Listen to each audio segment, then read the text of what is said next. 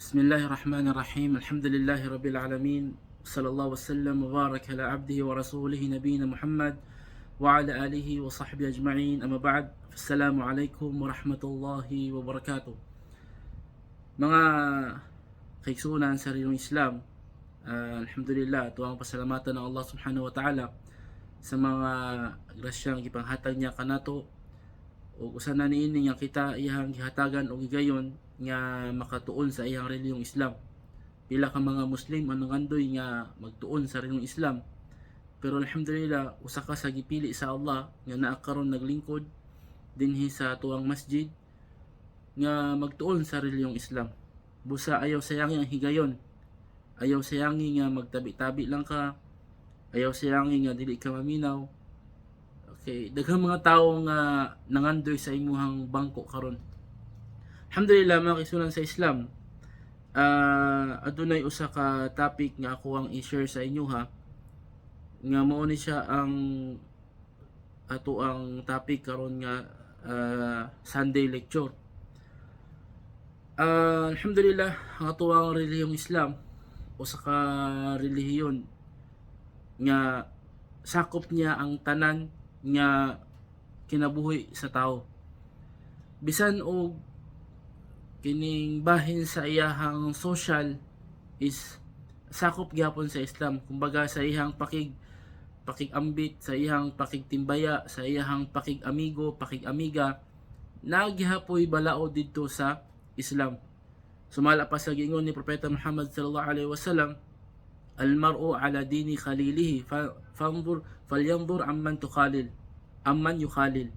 Mingon ng Propeta Muhammad sallallahu alaihi wasallam nga ang tao nakadepende kung unsa ang binuhatan sa iyahang amigo or amiga. Busa lantawan ninyo, pilian ninyo kung kinsa inyong amigohon, kinsa inyong amigahon. O ang usa ka sahaba ni Propeta Muhammad sallallahu alaihi wasallam nangutana sa iyaha, "Ya Rasulullah, man ahaqqun nasi bi suhbati?" Ningon ang propeta ni tubag ang Propeta Muhammad sallallahu alaihi wasallam na katong usa ka sahaba nangutana, "Ya Rasulullah, kinsa ang mas naikatungod nga ako ang ubanan?" Mingon siya, "Ummuka," ang imuhang mama, ang imong inahan. Siya ang naikatungod nga imuhang ubanan nga imuhang tratuhon og maayo nga trato. Og nangutana usab, "Summaman," ug pagkahuman kinsa? Mitubag siya, "Ummuka," ang imuhang inahan. So kaduha na. "Summaman," ug pagkahuman kinsa? Mingon siya, "Ummuka," ang imong inahan. "Summaman," ikaupat, qala summa abuk, ug pagkahuman kinsa? Mingon mitubag ang Propeta Muhammad sallallahu alaihi wasallam, ug pagkahuman ang imuhang amahan. So kining hadith nagahatag sa tuwa og idea, kaalam nga ang ato ang mas himon bitaw nga mas safe ta nga ubanan sila ang ato ang mga ginikanan, kay dili ta nila tudluan og dautan, except lang kung magtudlo sila bahin sa supak na sa gisugo sa Allah, dili ta mo tuo sa ilaha, apan ato gyapon silang pakitungan og maayo nga pakikitungo. Ang Allah ingon sa Quran, "Wa in jahadaka ala an tushrika bima ma laysa laka bihi ilm fala tuti'huma wa sahibhuma fid dunya ma'rufa." Ug kung sila ang duha ka ginikanan magsugo kanimo sa pagbuhat sa shirk, ayaw sila sunda, ayaw sila tumana, apan tratuha silang maayo gihapon diri sa kalibutan. Tay gawas niya na mga kaigsunan sa Islam, usa sa mga gitudlo sa Islam is ang pagpangita nimo og imong mga makauban. Kita nga mga Muslim, dapat nato i-secure ang ato ang relihiyon. Kana bitawng sa tanan nga mga butang nga kinahanglan nimo i-secure, kinahanglan nimo ampingan, hinaut unta nga ang Islam ang pinaka mas naay taas nga percentage o porsyento sa pag-amping. Tagandang example, sa imuhang kuan karon, sa imuhang mga kabtangan karon, na kay motor, na kay sakyanan, na kay balay, na kay alahas, na kay kwarta, na kay trabaho, na kay mga anak, na kay asawa, ug unsa pa man diha ang nasa imong karon nga nasa imong kamot nga imong mga property, asa dito ang mas gihatagan nimo og importansya nga ampingan nimo nga dili jud siya mawala sa imuha. Kumbaga dako sa imuha og kining dako epekto sa imuha kung mawala siya sa imuha. Syempre katong mga nag-ingon nga katong mga nay mga anak, moingon sila nga ako ang anak, kumbaga bahalag mawala na sa ako akong trabaho, bahalag mawala na sa ako ang ako ang negosyo, ang ako ang balay, bahalag masunog basta dili lang mawala sa ako ang anak. So mo mga ipangsulti sa mga nay anak. O katupong mga ninyo nga walay mga anak, so moingon sila nga bahalag mawala sa ako ang tanan basta dili lang ako ang bana o dili lang ako ang asawa. Katupong mga single na kung na sila yung cellphone, ngayon sila nga bahalag mawala lang tanan, ayaw lang ako ang cellphone, di ba? Ang uban kay ilang kumbaga na sila yung motor, bahalag mawala lang tanan, ayaw lang ako ang motor. Ang uban dedicated sa ilang trabaho nga na kumbaga ang ilang trabaho ang pinaka the best sa ilaha, bahalag mawala na ang tanan, ayaw lang ako ang trabaho. Sa tanan nga mga property mga kaigsuonan sa Islam, kung gusto jud ka nga kana bitong mahatagan jud kana bitong mabaton nimo ang kumbaga makuha nimo ang tinuod nga kalipay diri sa kalibutan lakip na sa pikas kinabuhi, pinaka the best nga ampingan nimo unta ang imong relihiyon, ang Islam. Kumbaga bahalag mawala na ang tanan, ayo lang Islam. Bahalag mawala ang imong asawa, mawala imong bana, mawala ang imong mga anak, mawala ang imong trabaho, ang imong balay, basta ayaw lang mawala ang Islam. Allahu Akbar. Kana ang pinaka the best nimo nga ampingan ang imo ang relihiyon. Gayon ang mga ulama, kumbaga mogamit tag word nga masakit ha kanang katangahan ba? Kumbaga Bisaya ng katangahan, kadangagan, no? Kadangagan sa usa ka tawo, dili man kadangagan kaning kabubuhan or kabulok ka ng bulok kayo sa katanan mga hinanabas tagpirullah sa usa ka tawo bitaw nga bahalag masakripisyo niyang iyang pagka-Muslim basta makuha lang niyang usa ka butang sa dunya. Halimbawa, bahalag masakripisyo niya pagka-Muslim niya basta makatrabaho siya dayon haram nga trabaho, or makarelasyon siya og haram nga relasyon, or makakuha siya gamit sa haram nga pamaagi nga masakripisyo niya ang Islam. Nay mga tao nga anak nga musugal bitaw kanang iladjong kanang take the risk ba kanang musulod sila sa risky bitaw nga masakripisyo ang ilahang Islam. Ang resulta bitaw ana no, subhanallah, dili hatagan og baraka ang ilahang nahimo nga desisyon. Walay blessing nga ihatag sa Allah. Ang ilahang gipili nga usa ka butang mas nahimo pa hinuon nga naglisod pa sila. Ug nangandoy sila nga maintag wala na lang nakuha or maintag kumbaga kung pwede lang ibalik ang panahon, wala na lang nako gisakripisyo ako ang pagka-Muslim. Nakuha na to. Sa hinaot nasabtan ninyo ako ang mensahe. Kana. Nayo sa ka kwento mga kaigsunan sa Islam, nga naisgot sa Allah. Naisgot sa Allah sa Quran sa Suratus Safat. Sa Suratus Safat, ang Safat unsa na siya nga verse? Ay di ka ng chapter 37 type Safat chapter 37, magsugod ta sa verse asa diani type verse 51, surat Safat chapter 37 verse 51 hangtod 57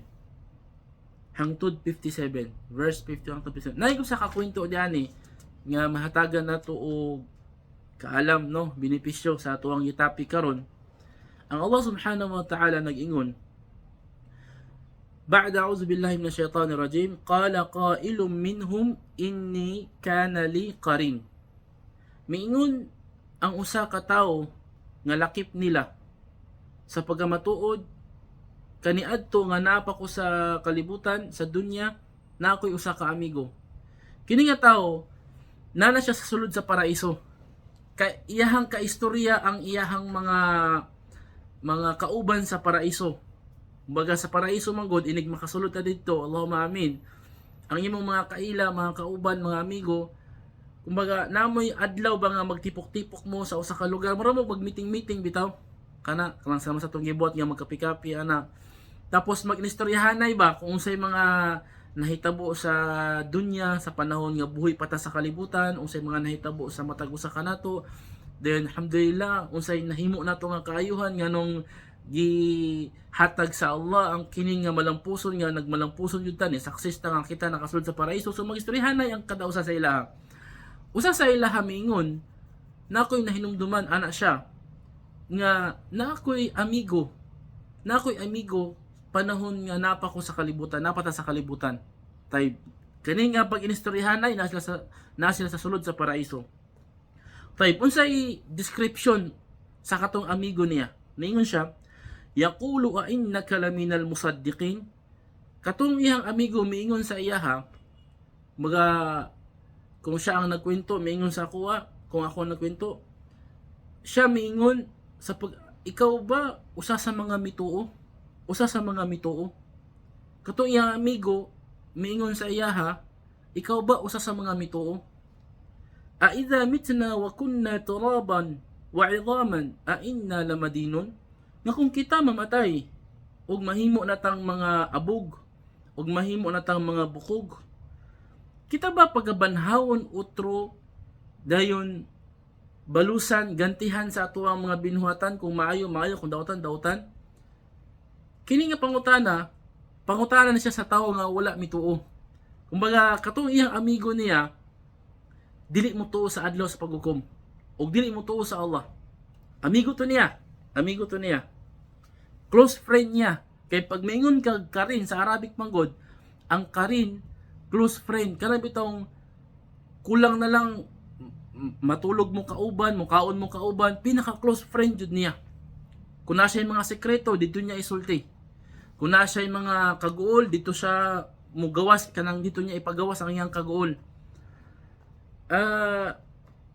Niingon tong iyang karin, ang iyang best friend niya nga mutuo ba ka? Ikaw ba usa sa mga mutuo nga nay adlaw sa paghukom, nay paraiso, nay impyerno?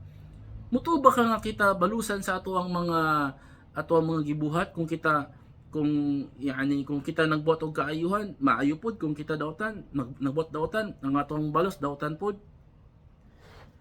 Mingon siya, qala hal antum muttali'un? Kumbaga katong iyang amigo niya nga nag-ingon sa iya nga mutuo ba ka ana? Niabot ang adlaw sa paghukom. Dayon siya wala niya nakit-an sa paraiso. Wala man siya nituo sa iyang amigo. Qala qala hal antum muttali'un? Ningon ng Allah nya katong iyang amigo nga nagkwento sa paraiso, hal antum muttali'un? Ningon siya nga pwede ba nato siya lantawon kung asa siya karon atong lantawon? Fattala'a fara'ahu fi sawa'il jahim. So sila milantaw o gitugutan sila sa Allah nga pakit-on ba kung asa na karon tong iyang amigo nga nagsulsul bitaw sa iyaha. Fara'ahu, nilantaw sila sa ubos o nakita nila ang iyang amigo nasa tunga sa impyerno. A'udzu billah. Nasa tunga sa impyerno. A'udzu billah. Mingon tong nasa paraiso, qala tallahi in kitta laturdin. Subhanallah. Ningon tong nasa paraiso, sumpa man sa Allah, hapit ko nimo na disgrasya. Kung nituo ko sa imo patay impas pareho tang duha na diha karon sa impyerno. A'udzu billah. Walaula ni'matu rabbi lakuntu minal muhdarin. Kung wala lang ang kaluoy sa Allah sa kuha, ang grasya sa Allah sa kuha, nahisama nako kauban nimo nga gisilutan sa impyerno. Subhanallah. Kini nga kwento mga kaigsunan sa Islam, kumbaga gipaabot sa Allah sa tuwa bitaw nga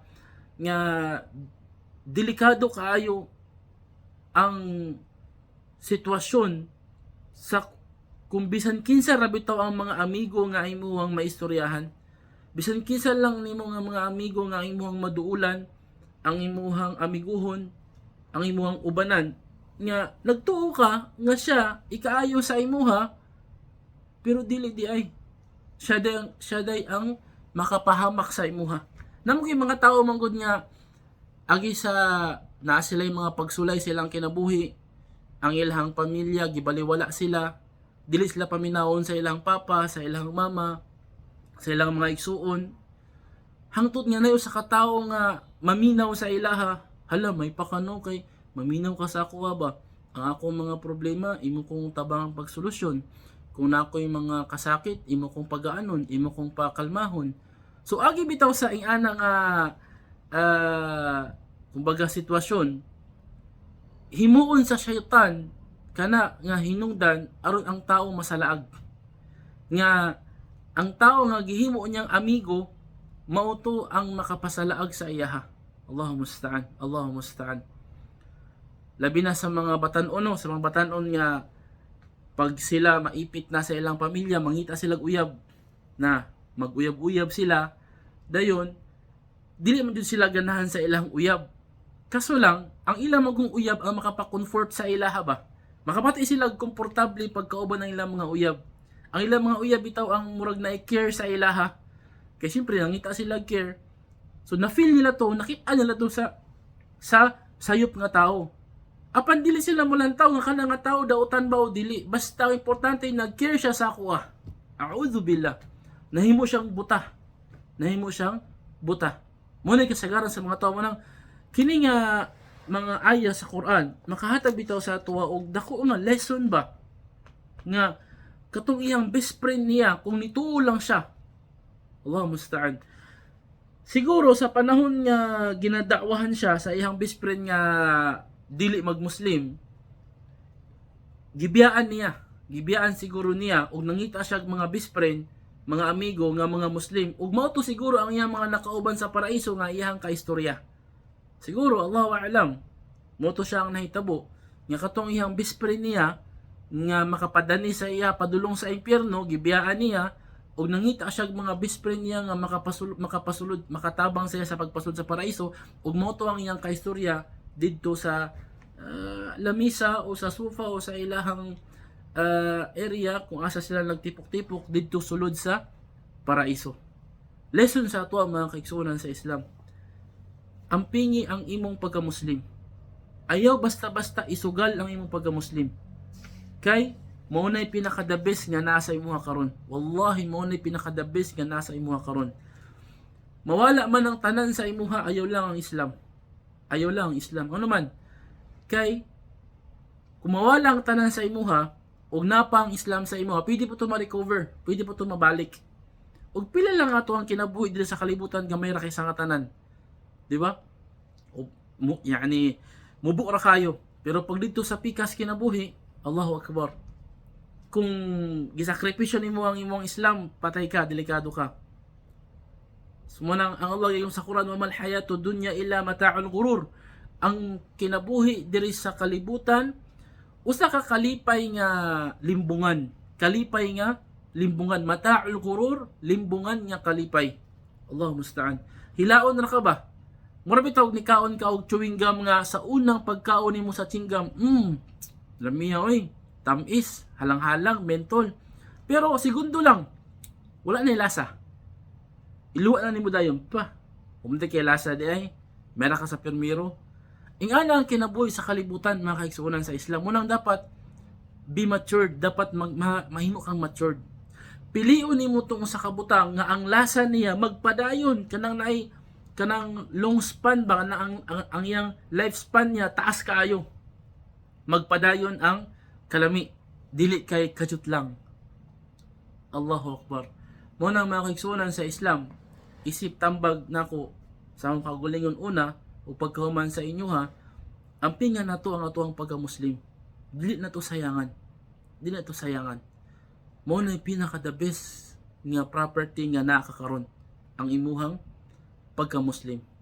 Naam. So lantawan ninyo ha, basahan ninyo sa Quran sa Surah Safat chapter 37 verse 51. 51 ba to? Naam.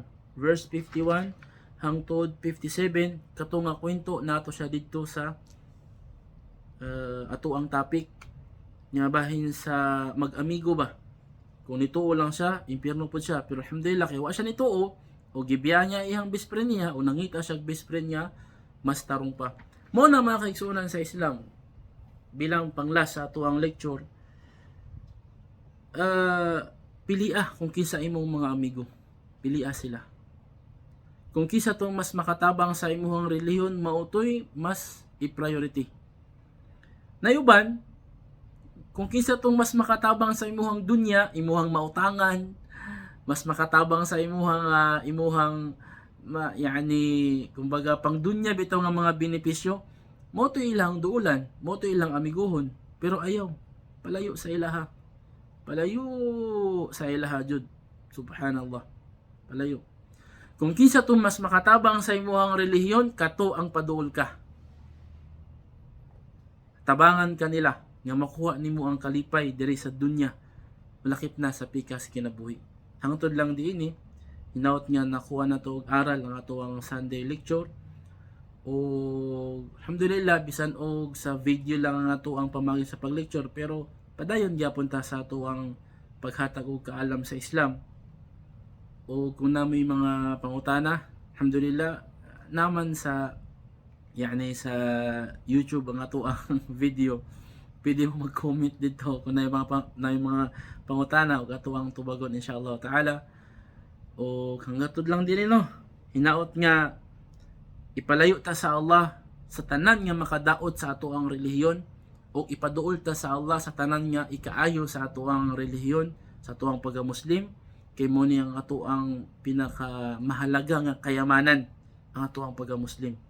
Wallahu ta'ala alam, wa sallallahu ala nabiyina Muhammad wa ala alihi wa sahbihi ajma'in, wa akhiru da'wana anil hamdulillahi rabbil alamin. Assalamu alaikum warahmatullahi wabarakatuh.